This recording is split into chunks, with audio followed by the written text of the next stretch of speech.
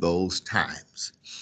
Texas Advance Directives. Now, on the Advance Directives, as you all are helping us out, we try to make sure that each one of our patients has an opportunity to fill one out, and also we try to encourage them to make sure that they have one in place because they are so vital. You never need them until you need them.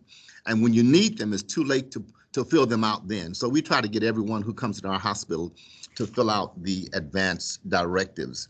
I'm going to go through this. If there are any questions, just stop me or say something and I'll pay attention and we'll get your question. And we're going to move forward as we move forward. Objectives. We're going to describe the different types of advance directives. We're going to identify who can assist with additional information for the patient. We're going to state who can witness, very important, an advance directive. We're going to explain an out-of-hospital do not resuscitate. An advance directive is a written document which expresses the patient's right to accept or refuse medical care at a future time when one is unable to communicate. The types of advance directives. These are the different types of advance directives. Directed to physician and family or surrogates, the medical power of attorney, the out-of-hospital do not resuscitate order, and the in-hospital do not resuscitate order. Now, on the directive and the medical power of attorney, those are patient-driven. The patient can say, I want to fill one of those out. On the do not resuscitate orders, those are physician-driven, which means the patient tells the physician, and the physician is the one that must sign off on those before the patient signs off on those. On the out-of-hospital do not resuscitate, we've been doing more and more of those. And what happens is that we are called and we fill out the paperwork usually, and the doctor comes in and they sign it, and then we get the patient to sign it. And when the patient signs it, we witness the patient signing it along with other witnesses. And each time a person comes into the hospital, if they haven't a DNR, they are counseled again if they want that DNR to stay in place. So every time someone comes to the hospital, they are asked again if they want an in-hospital do not resuscitate order. But we also do the out-of-hospital do not resuscitate orders. Upon admission, we verify if the patient has an advance directive. If the answer is no, we provide forms. If not already provided, we answer questions. We refer to chaplain/social services, and we document what the patient has provided. If the answer is yes, we place a signed copy on the chart. If unavailable, we request that signed document be brought to the hospital, and then we document in the electronic medical record the status, and we review that daily. Very important. Know what your patient's wishes are. Now, on the advance directive, the patient may want to complete a new one, and that is no problem if they do, and a properly executed advance directive will be, from another state, will be honored in Texas, and yet any portion that violates Texas law will not be honored. Very important. Know what is written on the patient's advance directives. Very important. If the patient has previously completed one, follow the steps below. Print a copy and place it in their chart. Review the document with patient. Document in the electronic medical record or EPIC that the copy is on the chart, and complete the code status in the electronic medical record /EPIC. A witness, very important. Now, listen to the witnesses. A witness may not be designated to make a treatment decision for patient, related to patient by blood or marriage, entitled to any part of the estate, individual with claim against the estate of patient, attending physician or employee of attending physician, provider of direct care to the patient as an employee of the hospital, officer, director, partner, business officer of HMWB. Right here, the second from the bottom, I want you to pay close attention to that because it says provider of direct care to the patient as an employee of the hospital. I want you to note that very well. Witnesses, 2 witnesses are required for each advance directive. The witnesses cannot be individuals that provide direct care for the person requesting the advance directive. And that means that as nurses, you are able to be a witness provided you are not providing direct care to the patient on that day.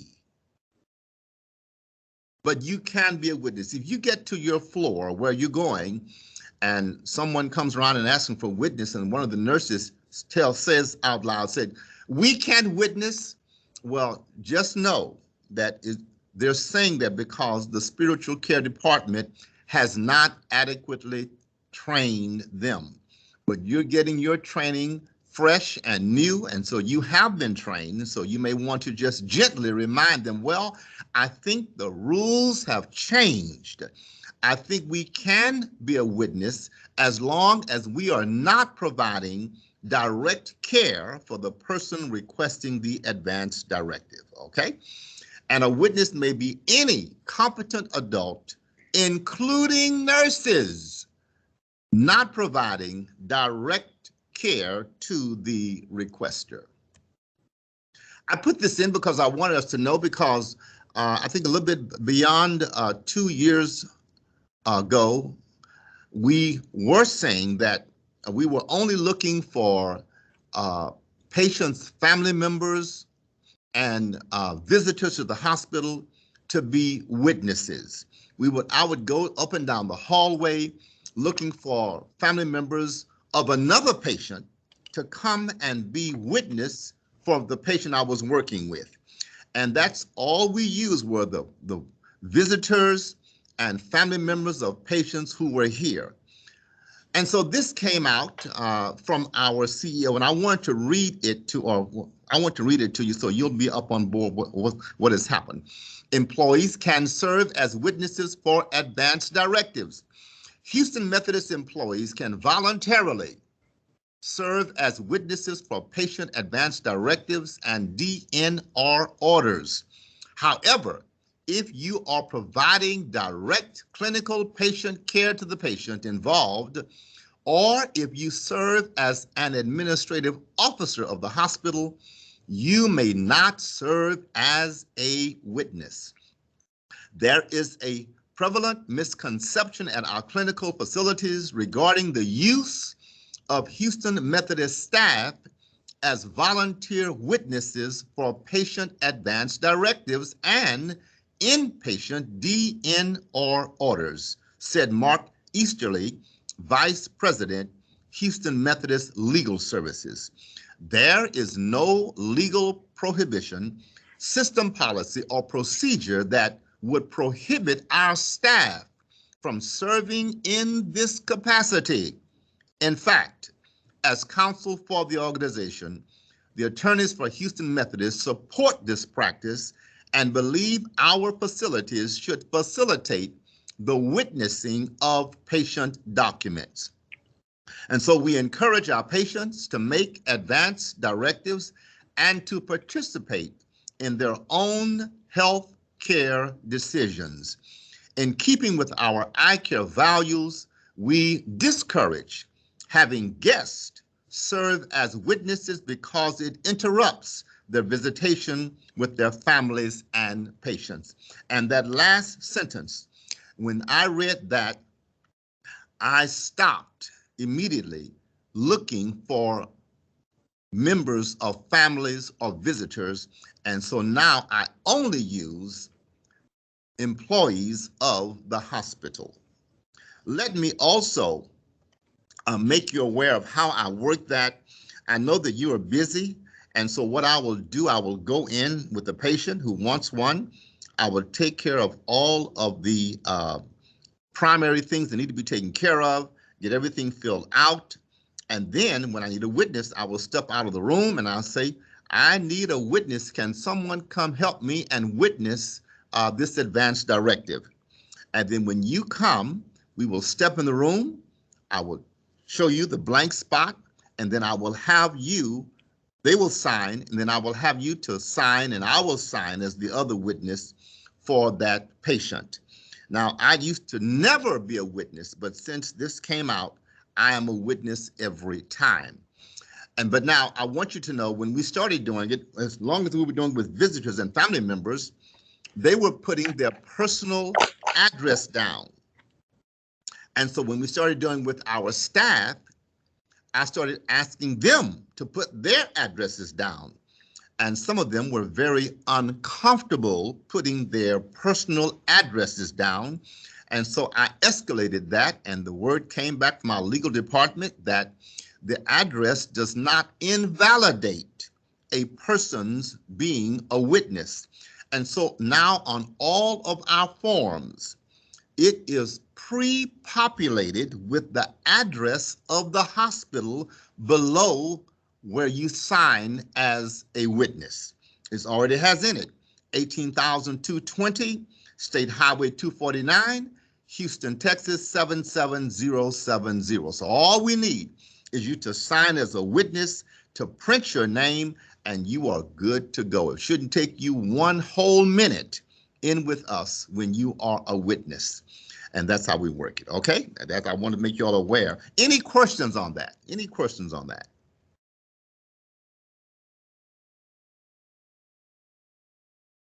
Okay. Silence is golden. We'll move forward. Remember, nurses, physician, and team members are legally liable if they knowingly do not follow the patient's advance directive. Request an ethics consult if there is a question or disagreement among family members about an incompetent patient, if a family meeting has failed to resolve the dispute. And I always say, before you request an ethics consult, get the chaplain involved. Our specialty is going in and working with families to answer questions and to hopefully clear up disagreements among family members about an incompetent patient. And that's what we are known to do. So get us involved before you request an ethics consult, and we'll see if we can clear it up so an ethics consult would not have to be asked for. Special considerations: if the patient has no legal guardian or agent under a medical power of attorney, the attending physician and one other person in the following order may make a treatment decisions. 1, the patient's spouse. 2, the patient's reasonably available adult children. 3, the patient's parents.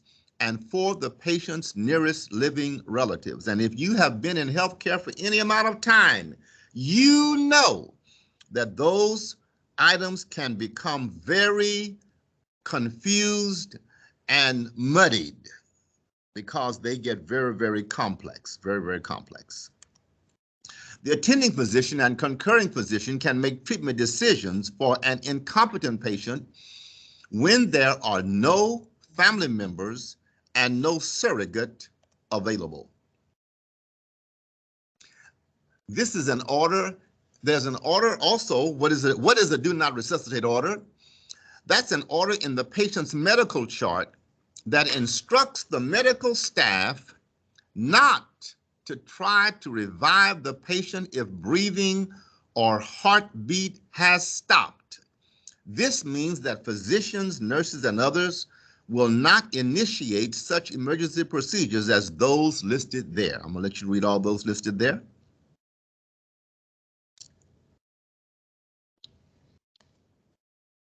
Out of hospital DNR, that directs healthcare providers out of the hospital not to initiate or continue CPR, advanced airway management, artificial ventilation, defibrillation, transcutaneous pacing, and it applies to the MD office, clinic, and emergency department. It does not withhold interventions necessary to provide care alleviate pain, or provide water or nutrition. I was at another hospital. I was a hospice chaplain at another hospital, and I went in to see a patient. I found the patient, and I found the nurse of the patient, and the nurse was walking me to where the patient was. And the nurse says to me, "Why are they here?" I said, "What do you mean?" "They are a DNR. What are they doing in here?" And I had to educate her that, "Ma'am, they can be here because being a DNR does not withhold interventions necessary to provide care, alleviate pain, or provide water or nutrition." So they can still be in the hospital, DNR, to get their care provided, to alleviate pain, or to provide water and nutrition. Out of hospital DNR, if the form is presented after treatment is begun, the emergency personnel in the emergency room must continue treatment until directed by the medical director to cease. They have to keep working until the medical director. So many times a patient will come in, they'll unload them off of the ambulance, they'll bring them in the room, and they'll code, and they'll start working on them, and about 10 minutes later, the family will show up, and the family say, "What are y'all doing? We have a DNR. We got a DNR. Stop, don't do that." That team cannot stop until they are directed by the medical director to cease their working on that patient. The DNR is usually obtained prior to patient discharge when they're going home or to a skilled nursing facility or to a rehab. And so that's why we here at the hospital will do the out-of-hospital DNRs to get them ready to go home to a skilled nursing facility or to a rehab. As of March 1st, 2019, the new Texas law for inpatient DNR orders. What is that new law? The medical director can issue a DNR if a competent patient can give oral directions for a DNR and it is observed by two competent adult witnesses. Okay, and then a patient can revoke a DNR order or advanced directive without, very important word, without regard to capacity. They can revoke it. I want to live, I want to live, and we'll have to honor their request. Only a legal guardian or agent under a medical power of attorney can revoke a DNR order. Only the legal guardian or agent under the medical power of attorney can revoke that DNR order for a patient. If the patient's representative does not have a medical power of attorney and is not the legal guardian, they cannot revoke the DNR order. They cannot do it. They cannot do it. In relationship to patient capacity, the end-of-life decision-making, a patient has medical decision-making capacity if he or she has the ability to understand the medical problem and the risk and benefits of the available treatment option. I'm going to say that again. In relationship to end-of-life decision-making, a patient has medical decision-making capacity if he or she has the ability to understand the medical problem and the risk and benefits of the available treatment options. Note, the patient's ability to understand other unrelated concepts is not relevant. They don't know what day of the week it is. They don't know exactly what time it is. It is not necessary. This term is frequently used interchangeably with competency, but is not the same. Capacity is not the same as competency. Competency is a legal status that is imposed by the court. Have any questions? Ask me along the way. We drew this up so everyone would get a good idea how these things interact with each other. The Advance Directives and Inpatient DNR Summary. On the directive to physician, what type of decision does it apply to? End of life decision making. When does it become operable? After the patient loses capacity and is in a terminal or irreversible condition. When is it completed? The directive, when the patient has regained capacity. What are its benefits? It communicates treatment decisions regarding life-sustaining therapies to all who are involved. On the medical power of attorney, what type of decisions does it apply to? Any health care decision. When does the medical power of attorney become operative? After the patient loses capacity. When is the medical power of attorney completed? When the patient has capacity again. What are the benefits of the medical power of attorney? Good to use when you want to appoint someone outside of the surrogacy hierarchy. When it comes to the out of hospital do not resuscitate, what type of decisions does that apply to? Resuscitative efforts. When does the out of hospital DNR become operative? The out of hospital setting and patient has an arrest. When is the out of hospital DNR completed? When patient has capacity, the surrogate can complete on behalf of the patient without capacity. What are the benefits of the out of hospital DNR?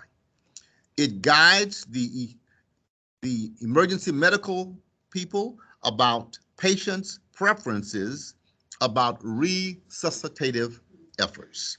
And the inpatient DNR, what type of decisions does it apply to? Resuscitative efforts. When does the inpatient DNR become operable? In hospital setting and patient has an arrest. When is the DNR completed, in hospital DNR completed? When a physician executes the order in the patient's electronic medical record. And what are the benefits of the inpatient DNR? It guides providers about patients' preferences about resuscitative efforts. So that's just a summary. Here are some frequently asked questions that you may get. What if I want to change what is in my advance directive? Oh my goodness, you can change or cancel your advance directive at any time. You can complete new forms and discard your existing forms, or you can just let your family, your doctor, and your healthcare agent know about the change. If you change or create new forms, notify everyone. Don't cross out or add new information unless it's only to change your address or phone number. And mind you, you want to encourage the patient as you review with them. Do you have a advance directive, a medical power of attorney? They may say, well, yes, I already have one of those. You may want to ask, well, who's on it? They may say, well, my used-to-be wife. And you may say, your used-to-be wife, how long y'all been? Well, we had a bad time and we separated. We said, well, do you still want them making medical decisions for you? And they may say, well, no. I said, well, let's fill out another one. So just get to know your patients and to help them out in any way you can, please, ma'am, and please, sir. Another frequently asked question, the patient has a living will on the chart. Do we still need this order? Yes. A living will is not a physician order and might not even apply to the patient's current condition. What if the patient has an out-of-hospital DNR? It is not valid once the patient is admitted. If a patient with an out-of-hospital DNR is being admitted, a physician should talk or will talk to the patient about his or her wishes for life-sustaining treatment while they are in the hospital. He'll talk to the patient or either to the family members, especially those who may be on a medical power of attorney. Questions? Any questions?